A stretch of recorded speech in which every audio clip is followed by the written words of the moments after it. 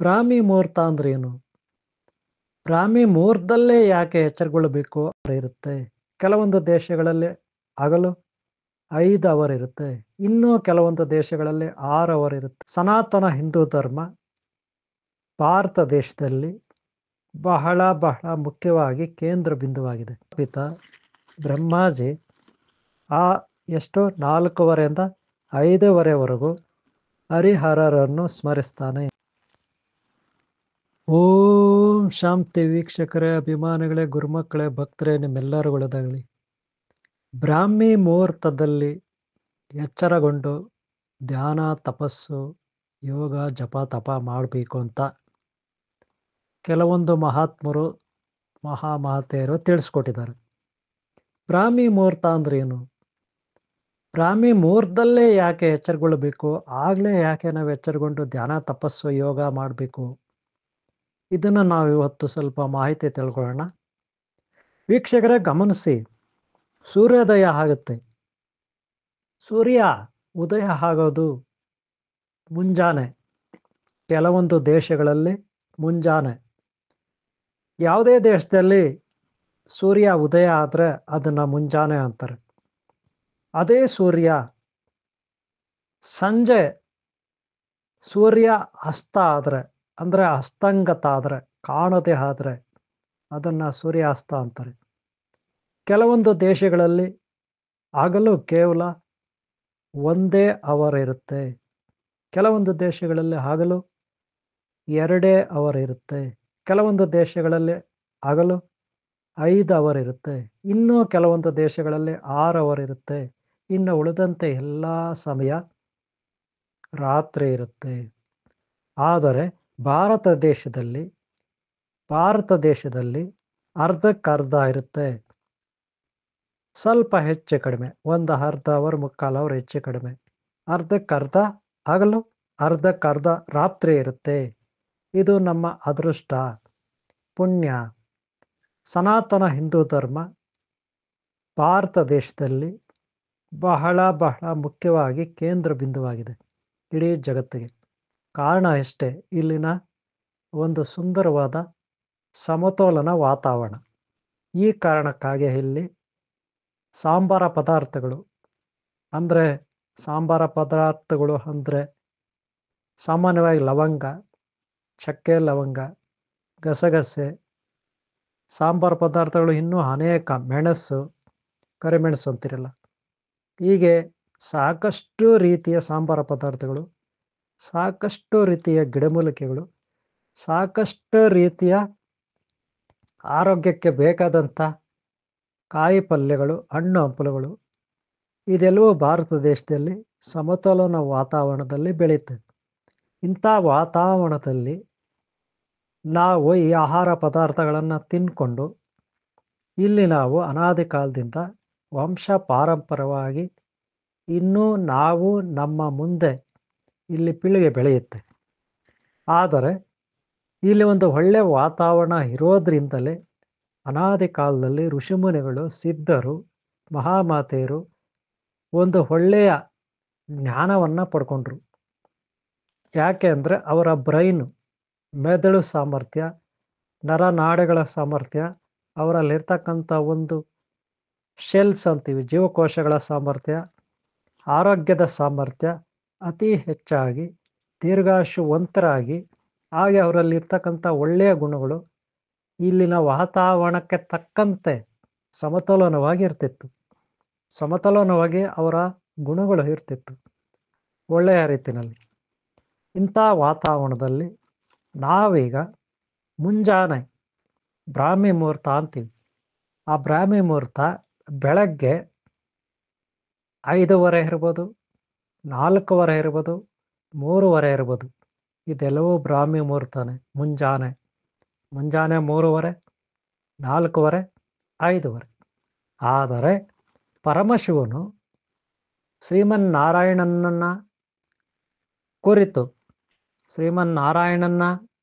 ಕುರಿತು ರಾತ್ರಿ 2 ಗಂಟೆಗೆ ಶ್ರೀಮನ್ನಾರಾಯಣನನ್ನು ಪರಮಶಿವನು ಧ್ಯಾನ ಮಾಡ್ತಾನೆ. ಆ 2 ಗಂಟೆ ರಾತ್ರಿನಲ್ಲಿ ಬಹಳ ಬಹಳ ಪ್ರಶಾಂತವಾದ ವಾತಾವರಣ ಇರುತ್ತೆ. ಈ ಕಾರಣದಿಂದಲೇ ಆ ಟೈಮಲ್ಲಿ ಎಲ್ಲರೂ ಸಾಮಾನ್ಯವಾಗಿ 98% ಮಂದಿ 2 ಗಂಟೆ ರಾತ್ರಿನಲ್ಲಿ ತುಂಬ ಗಾಢವಾದ ನಿದ್ರೆಯಲ್ಲಿರ್ತಾರೆ. ಹೊರಗಡೆ ಕಳ್ಳತನಗಳು, ಅಂಗಡಿಗಳಿರ್ಬೋದು, ಮನೆಗಳಿರ್ಬೋದು, ದೇವಾಲಯಗಳಿರ್ಬೋದು, ಮಠ ಮಂದಿರಗಳಿರ್ಬೋದು, ಅಂಥ ಕಡೆ ಕಳ್ಳತನಗಳು ನಡೆಯೋದೇ 2 ಗಂಟೆ ರಾತ್ರಿಯಲ್ಲಿ.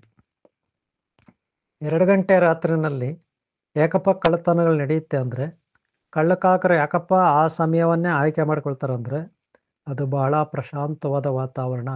2 ಗಂಟೆ ರಾತ್ರಿ ಒಂಚೂರು ಪಿಸುಗುಟ್ಟುವ ಯಾವುದೇ ಗದ್ದಲ ಶಬ್ದ ಇರೋದಿಲ್ಲ. ಅಂತಹ ಸಮಯದಲ್ಲಿ ಕಳ್ಳಕಾಕರು ಇದೇ ಸಿಕ್ಕಿದ್ದೇ ಚಾನ್ಸ್ ಅಂತೇಳಿ ಆ ಸಮಯದಲ್ಲಿ ದರೋಡೆ ಮಾಡ್ತಾರೆ, ಕಳ್ಳತನ ಮಾಡ್ತಾರೆ.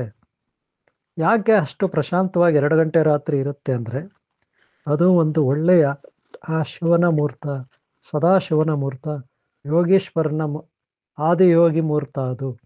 ಆ ಆದಿಯೋಗಿ ಪರಮಶಿವನು ಆ ಸಮಯದಲ್ಲಿ 2 ಗಂಟೆ ರಾತ್ರಿನಲ್ಲಿ ಶ್ರೀರಾಮ ಶ್ರೀಮನ್ನಾರಾಯಣನನ್ನು ಧ್ಯಾನ ಮಾಡ್ತಾನೆ. ಆಗಂತೂ ಧ್ಯಾನ ಮಾಡಿದ್ರೆ ಒಂದು ಅರ್ಧ ಅವರು 1 ಅವರು 2 ಗಂಟೆ ರಾತ್ರಿನಲ್ಲಿ ಬಹಳ ಪ್ರಶಸ್ತವಾದ ವಾತಾವರಣ ಇರುತ್ತೆ. ಇದನ್ನು ನಾವು ಮೊದಲ ಹಂತದ ಬ್ರಾಹ್ಮಿ ಮುಹೂರ್ತ ಅಂತೀವಿ. ಇನ್ನು 2ನೇ ಹಂತದ ಬ್ರಾಹ್ಮಿ ಮುಹೂರ್ತ 3:30ಯಿಂದ 4:30 ಇರುತ್ತೆ ಮುಂಜಾನೆ. ಅದನ್ನು ನಾವು 2ನೇ ಹಂತದ ಬ್ರಾಹ್ಮಿ ಮುಹೂರ್ತ ಅಂತೀವಿ. ಆ ಸಮಯದಲ್ಲಿ ಶ್ರೀಮನ್ನಾರಾಯಣನು ಪರಮಶಿವನನ್ನು ಧ್ಯಾನಿಸ್ತಾನೆ. 3:30ಯಿಂದ 4:30 ಒಳಗೆ ಶ್ರೀಮನ್ನಾರಾಯಣನು ಪರಮಶಿವನನ್ನು ಕುರಿತು ಧ್ಯಾನ ಮಾಡ್ತಾನೆ. ಅಂದರೆ ಹನುಮಂತನನ್ನು ಶ್ರೀರಾಮಚಂದ್ರ ಪ್ರಭು ಧ್ಯಾನ ಮಾಡ್ತಾನೆ ಅಂತ ಅರ್ಥ. ಅನಂತರ 4:30ಯಿಂದ 5:00ವರೆಗೆ ಬ್ರಹ್ಮಾಜಿ ಸರ್ವ ಪ್ರಾಣಿಗಳನ್ನು, ಸರ್ವ ಲೋಕಗಳನ್ನು ಸೃಷ್ಟಿ ಮಾಡಿದ ಪ್ರಜಾಪಿತ ಪರಮಪಿತ ಬ್ರಹ್ಮಾಜಿ ಆ 4:30ಯಿಂದ 5:00ವರೆಗೂ ಹರಿಹರರನ್ನು ಸ್ಮರಿಸ್ತಾನೆ. ಅನಂತರ 5:30ಯಿಂದ 6:00ವರೆಗೆ ದೇವತೆಗಳೆಲ್ಲರೂ ಎಚ್ಚರಗೊಳ್ತಾರೆ. ಇವರು ತ್ರಿಮೂರ್ತಿ ತ್ರಿಮಾತೆಯರನ್ನು ಸ್ಮರಿಸ್ತಾರೆ ದೇವತೆಗಳು. ಅನಂತರ 5:30ಯಿಂದ 6:30 ಆಯಿತು. ಈಗ 6:30ಯಿಂದ 7:00 ಒಳಗೆ ಮನುಷ್ಯರಾದ ನಾವು, ಪ್ರಾಣಿಗಳು, ಪಕ್ಷಿಗಳು, ಗಿಡ ಮರ ಬಳ್ಳಿಗಳು ಇವೆಲ್ಲವೂ ಸಹ ದೇವತೆಗಳನ್ನು ನಾವು ಆರಾಧಿಸ್ತೀವಿ. ಮನುಷ್ಯರಾದ ನಾವು 6:30ರಿಂದ 7:00ವರೆಗೆ ಬೆಳಗ್ಗೆ ನಾವು ದೇವತೆಗಳನ್ನು ಆರಾಧಿಸ್ತೀವಿ, ಪೂಜಿಸ್ತೀವಿ. ಆಗಲೇ ದೇವಾಲಯಗಳು, ಮನೆಗಳಲ್ಲಿ, ಮಠ ಮಂದಿರಗಳಲ್ಲಿ ನಾವು ದೇವರ ವಿಗ್ರಹಗಳನ್ನು ಶುದ್ಧಿ ಮಾಡಿ, ದೇವತಾ ಕಾರ್ಯಗಳಲ್ಲಿ ಅಲಂಕಾರ ಮಾಡಿ ದೇವತೆಗಳನ್ನು ನಾವು ಪೂಜೆ, ಅಭಿಷೇಕ, ಹೋಮ ಇತ್ಯಾದಿಗಳನ್ನು ಮಾಡ್ತೀವಿ. ಹಾಗೆ ಸೂರ್ಯ ನಮಸ್ಕಾರ ಇತ್ಯಾದಿಗಳನ್ನು ಮಾಡ್ತೀವಿ. ಈ ರೀತಿ ನಾವು 7:30 ಒಳಗೆ ಎಲ್ಲವನ್ನು ನಾವು ಭಕ್ತಿ ಮಾರ್ಗದಲ್ಲಿ ಮುಗಿಸ್ತೀವಿ. ಇದನ್ನು ನಾವು ಬ್ರಾಹ್ಮಿ ಮುಹೂರ್ತ ಅಂತ ಕರಿತೀವಿ. ಅನಂತರ 7:30 ಮೇಲೆ ಸೂರ್ಯ ನೆತ್ತಿಗೆ ಏರ್ತಾ ಹೋಗ್ತಾನೆ. ನೆತ್ತಿಗೆ ಏರ್ತಾ ಇದ್ದರೆ ಸೂರ್ಯ ಬಿಸಿಲು ತಾಪ ಹೆಚ್ಚಾಗ್ತಾ ಹೋಗುತ್ತೆ. ಅನಂತರ ಅತಿಯಾದ ಬಿಸಿಲಾಗುತ್ತೆ, ತುಂಬ ಬಿಸಿಲಾಗುತ್ತೆ, ಮಧ್ಯಾಹ್ನ ಆಗುತ್ತೆ.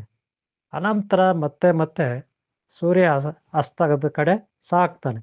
ಹೀಗೆ ಮತ್ತೆ ಸಂಜೆ 5:00ವರೆಗೆ ಮತ್ತೆ ನಮಗೆ ಒಂದು ಒಳ್ಳೆ ಮುಹೂರ್ತ ಸಿಗುತ್ತೆ. 5:00ವರೆಗೆ ಸಂಜೆ ಸೂರ್ಯ ಅಸ್ತಾಗ ಸಮಯದಲ್ಲಿ. ಅನಂತರ 6 ಗಂಟೆಗೆ ನಾವು ಪೂಜೆ ಮಾಡ್ತೀವಿ. ಇಷ್ಟೊತ್ತಿನಲ್ಲಿ ಏನು ಸೂರ್ಯ ಭಗವಾನ ಇದ್ದಾನೆ, ಸೂರ್ಯ ಭಗವಾನನ ಪುತ್ರರು ಅಶ್ವಿನಿ ಕುಮಾರರು ಬೆಳಗ್ಗೆ 7:30 ಮೇಲೆ ಸಂಜೆ 5:30 6 ಗಂಟೆ ಒಳಗೆ ಅಶ್ವಿನಿ ಕುಮಾರರು ತಮ್ಮ ಯಾತ್ರೆಯನ್ನು ಕೈಗೊಂಡಿರ್ತಾರೆ ಆಕಾಶ ಮಾರ್ಗದಲ್ಲಿ. ಅವರು ಯಾರ್ಯಾರು ಪೂಜೆ ಮಾಡ್ತಾರೆ, ಯಾರ್ಯಾರು ತಪಸ್ಸು ಮಾಡ್ತಾರೆ, ಯಾರ್ಯಾರು ಧ್ಯಾನ ಮಾಡ್ತಾರೆ, ಯಾರ್ಯಾರು ಅರ್ಚನೆ ಮಾಡ್ತಾರೆ, ಯಾರ್ಯಾರು ಹೋಮ ಮಾಡ್ತಾರೆ, ಯಾರ್ಯಾರು ಪುಣ್ಯಕರ್ಮಗಳನ್ನು ಮಾಡ್ತಾ ಆ ದೇವತೆಗಳಲ್ಲಿ ಬೇಡ್ಕೊಳ್ತಿರ್ತಾರೆ, ಅದನ್ನೆಲ್ಲ ಗಮನಿಸ್ತಾ ಅವರು ಪೂರ್ವದಿಂದ ಪಶ್ಚಿಮಕ್ಕೆ ಸಾಗ್ತಿರ್ತಾರೆ. ಪೂರ್ವದಿಂದ ಪಶ್ಚಿಮಕ್ಕೆ ಅವರು ಬೆಳಗ್ಗೆ 7:30ಯಿಂದ ಸಾಗ್ತಿರ್ತಾರೆ. ಸಂಜೆ 7 ಗಂಟೆವರೆಗೂ ಅವರು ಸಾಗ್ತಿರ್ತಾರೆ. ಅವರು ಸಾಗುವ ಮಾರ್ಗದಲ್ಲಿ ಆಶೀರ್ವಾದ ಮಾಡಿ ತಥಾಸ್ತು, ತಥಾಸ್ತು, ತಥಾಸ್ತು ಅಂತೇಳಿ ಹೋಗ್ತಿರ್ತಾರೆ. ಈ ಕಾರಣದಿಂದ ನಾವು ಬೆಳಗ್ಗೆ 7:30ಯಿಂದ ಸಂಜೆ 7:30ವರೆಗೂ ಒಳ್ಳೆಯ ಮನಸ್ಸಿಂದ, ಒಳ್ಳೆಯ ಭಕ್ತಿ ಭಾವದಿಂದ ನಮ್ಮ ಬಾಯಲ್ಲಿ ಬರುವ ಪ್ರತಿ ಮಾತು ಒಳ್ಳೆಯ ಮಾತಾಗಿರಬೇಕು. ಸಂಸ್ಕಾರವಂತ, ಒಳ್ಳೆಯ ಸಂಸ್ಕಾರವಂತ ಮಾತುಗಳು ನಮ್ಮ ಬಾಯಿಂದ ಬರಬೇಕು.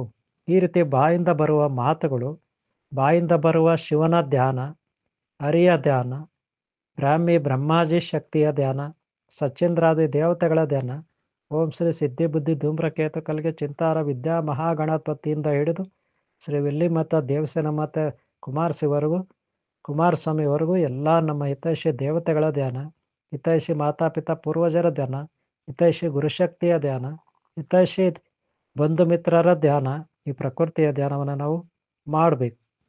ಹಾಗೆ ನಮಗೆ ಇಷ್ಟವಾದ ಸರಳವಾದ ಸುಂದರವಾದ ಜೀವನಕ್ಕಾಗಿ ಎಷ್ಟು ಬೇಕೋ ಅಷ್ಟನ್ನು ಬೇಡ್ಕೋಬೇಕು. ಇದಕ್ಕೆ ಅಶ್ವಿನಿ ಕುಮಾರರ ಆಶೀರ್ವಾದ ಖಂಡಿತ ಇರುತ್ತೆ. ಸರ್ವ ಗುರು ದೈವದ ಆಶೀರ್ವಾದ ಖಂಡಿತ ಇರುತ್ತೆ. ಮಾತಾಪಿತಾ ಪೂರ್ವಶಕ್ತಿ ಬಂಧು ಮಿತ್ರರ ಸಹಕಾರ ಆಶೀರ್ವಾದ ಖಂಡಿತ ಇರುತ್ತೆ. ಈ ರೀತಿ ನಾವು ಮುಂಜಾನೆ ಅಂದರೆ ರಾತ್ರಿ 2 ಗಂಟೆಯಿಂದ ಮತ್ತೆ ರಾತ್ರಿ 7 ಗಂಟೆವರೆಗೂ ನಾವು ಭಗವದ್ ಧ್ಯಾನದಲ್ಲಿದ್ದರೆ ಆ ದೈವ ಖಂಡಿತ ನಮ್ಗೊಲಿತಾನೆ. ಇದು ಧ್ಯಾನ ಮಾಡುವ, ಜಪ ತಪ ಮಾಡುವ ಪದ್ಧತಿ ಹಾಗೂ ಸಮಯ ಸಂದರ್ಭಗಳು. ವೀಕ್ಷಕರೇ, ಭಕ್ತರೇ, ಅಭಿಮಾನಿಗಳೇ, ಗುರುಮಕ್ಕಳೇ, ನಿಜವಾಗ್ಲೂ ಈ ರೀತಿ ಧ್ಯಾನ ಮಾಡಬೇಕಾ ಅಂತ ನಿಮ್ಗನ್ಸುತ್ತೆ. ನೀವು ಈ ರೀತಿ ಕಷ್ಟಪಟ್ಟರೆ ಖಂಡಿತ ಫಲ ಇದ್ದೇ ಇರುತ್ತೆ, ಒಳ್ಳೇದು ಹಾಗೆ ಆಗುತ್ತೆ. ಹಂಗಂತ ನಿಮ್ಮ ಆರೋಗ್ಯ ಕೆಡಿಸ್ಕೋಬೇಡಿ. ಕೆಲವ್ರಿಗೆ ಬೆಳಗ್ಗೆ ಹೇಳಲಿಕ್ಕೆ ಆಗೋದಿಲ್ಲ, ಎಚ್ಚರಿಕೆಗೊಳ್ಳಿಕ್ಕೆ ಆಗೋದಿಲ್ಲ, ಅವ್ರು ಲೇಟಾಗೇ ಹೇಳಲಿ. ಇನ್ನು ಕೆಲವರು ನಾನು ಕಷ್ಟಪಟ್ಟು ದುಡಿತೀನಿ, ನಾನು ಕಷ್ಟಪಟ್ಟು ಸಾಧನೆ ಮಾಡ್ತೀನಿ, ಏನನ್ನಾದರೂ ನಾನು ಕಷ್ಟಪಟ್ಟು ಗುರಿ ಮುಟ್ತೀನಿ ಅಂತ ಹೇಳಿದ್ರೆ ಖಂಡಿತ ಅವರು ಸಾಧಿಸ್ಬೋದು. ಹಂಗಂತ ಆರೋಗ್ಯ ಹಾಳು ಮಾಡ್ಕೋಬೇಡಿ. ನಿಮ್ಮ ಆರೋಗ್ಯನೇ ಮುಖ್ಯ. ಆರೋಗ್ಯ ಒಂದಿದ್ದರೆ ಇಡೀ ಜಗತ್ತಿನಲ್ಲಿ 50% ನಾವು ಗೆದ್ದಂತೆ. ಹಾಗೆ ನಾವು ಆರೋಗ್ಯ ಇಲ್ಲದೆ ದಿವಾಳಿ ಆಗಿಬಿಟ್ರೆ ಅರ್ಧ ಪ್ರಪಂಚವನ್ನು ಕಳ್ಕೊಂಡಂತೆ ಆಗುತ್ತೆ. ನೆನಪಿಟ್ಕೊಳ್ಳಿ. ಐಶ್ವರ್ಯ ಇಲ್ಲದೆ ಇದ್ರು, ನಮ್ಮ ಖರ್ಚಿಗೆ ದುಡ್ಡು ಇಲ್ಲದೆ ಇದ್ರು, ಅಥವಾ ವ್ಯವಸ್ಥೆಗಳಿಗೆ ಸೌಕರ್ಯ ಇಲ್ಲದೆ ಇದ್ರು ಅರ್ಧ ಪ್ರಪಂಚವನ್ನು ಸೋತಂತೆ. ಆರ್ಥಿಕವಾಗಿ ನಾವು ಒಂದಷ್ಟು ಸದೃಢರಾಗಿರಬೇಕು. ಹಾಗೆ ದೈಹಿಕವಾಗಿ ಆರೋಗ್ಯ ಭಾಗ್ಯವಂತರು ಆಗಿರಬೇಕು. ಆಗಲೇ ನಾವು ಈ ಜಗತ್ತನ್ನು ಗೆಲ್ಲಲಿಕ್ಕೆ ಸಾಧ್ಯ. ಅದಕ್ಕೆ ಎಚ್ಚರದಿಂದ ನೀವು ಜಪ ತಪ ಧ್ಯಾನ ಇವೆಲ್ಲವನ್ನು ಕೈಗೊಳ್ಳ್ರಿ. ಗುರು ದೈವ ಈ ಪ್ರಕೃತಿ ಆಶೀರ್ವಾದ ನಮಗಿರುತ್ತೆ. ಸದಾ ನಿಮ್ಗೆ ಒಳ್ಳೆಯದಾಗಲಿ. ಆ ದೈವ ದರ್ಶನ ಸಾಕ್ಷಾತ್ಕಾರ ನಿಮಗಾಗಲಿ. ನಿಮ್ಗೆ ಹೆಚ್ಚಿನ ಸಿದ್ಧಿಗಳು ನಿಮ್ಮ ಜಪ ತಪದಿಂದ ತಪಸ್ಸಿನಿಂದ ನಿಮಗೆ ಸಿಗಲಿ ಅಂತ ಹಾರೈಸ್ತಾ ಈ ಒಂದು ವಿಡಿಯೋನಲ್ಲಿ ಮುಗಿಸ್ತಾ ಇದ್ದೀನಿ. ಮುಂಜಾನೆ ಜಪ ತಪ ಧ್ಯಾನ, ಬ್ರಾಹ್ಮಿ ಮುಹೂರ್ತ ಜಪ ತಪ ಧ್ಯಾನ, ಈ ಒಂದು ವಿಡಿಯೋನಲ್ಲಿ ಮುಗಿಸ್ತಾ ಇದ್ದೀನಿ. ಈ ವಿಡಿಯೋ ನಿಮ್ಗೆ ಇಷ್ಟ ಆದರೆ ಒಂದು ಲೈಕ್ ಮಾಡಿರಿ. ಹಾಗೆ ಹಿಂದಿನ ಭಾಗಗಳು ನೋಡಿ, ಮುಂದಿನ ಭಾಗಗಳು ನೋಡಿ. ಸದಾ ನಿಮ್ಗೆ ಒಳ್ಳೆಯದಾಗಲಿ. ಓಂ ಶಾಂತಿ, ಓಂ ಶಾಂತಿ, ಓಂ ಶಾಂತಿ, ಓಂ ಶಾಂತಿ.